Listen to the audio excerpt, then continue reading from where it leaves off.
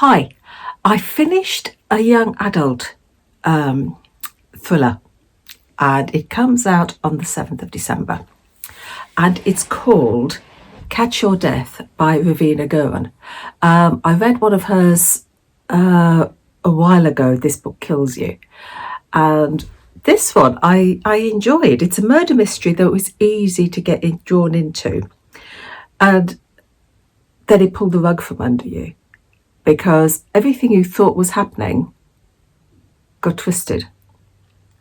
And it's the twist that sends you down as many secret passageways as there are in the manor house. You've got 3 points of view in this. You've got Lizzie, Debbie and Jane, 3 teenage girls.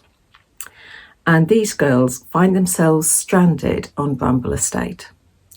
And this is, excuse me, they're stranded on this estate in a severe snowstorm. Oh, sorry. I shouldn't have had that coffee before I started making this video. The manor house belongs to Emily Van Fort, and she's an extremely wealthy woman who gives a lot of money to charity. Her husband Charles is a renowned politician, very well known, and they've got a teenage daughter Lottie.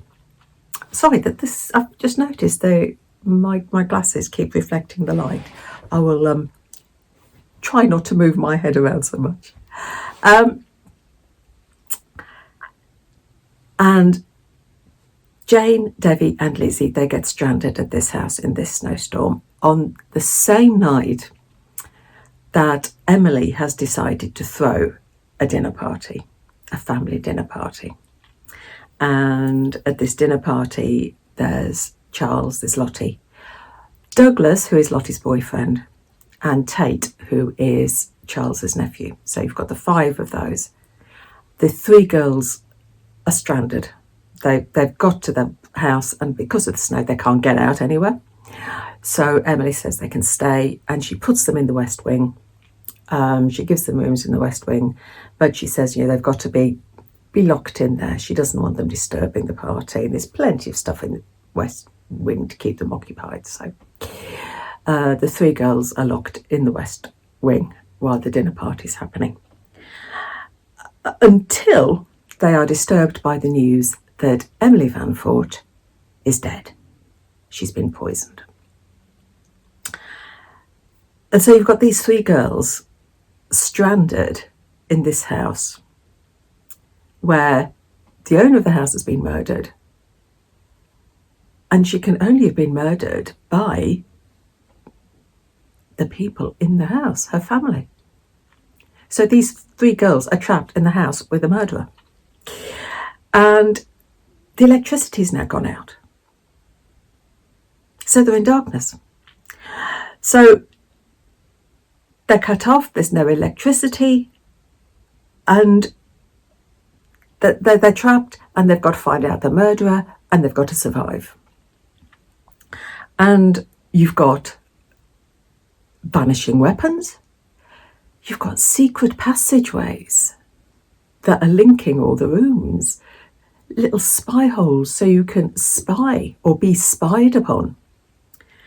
And it's a super little mystery. You've got the 3 points of view, as well as transcripts of the police interviews.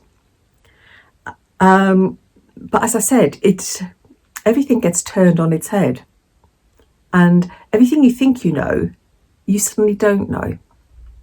And what I particularly liked as well is that twice during the novel, she sort of sticks a blank page in for you to jot your notes, Who do you suspect? Who do you think's telling the truth? Who do you think is reliable or unreliable?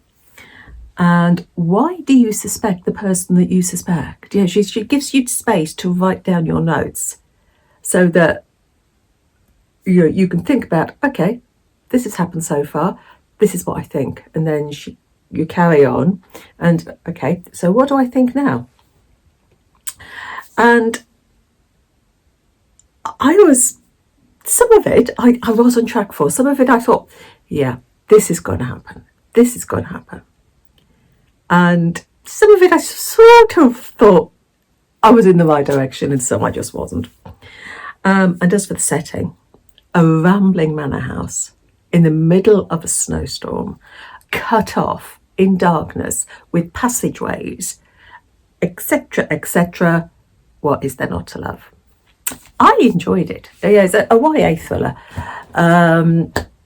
But yeah, for someone of my age, I'm a young adult as well, aren't I? But yeah, comes out on the, what did I say? It comes out on the 7th of December. Just right for snowy weather. So, happy reading. Take care.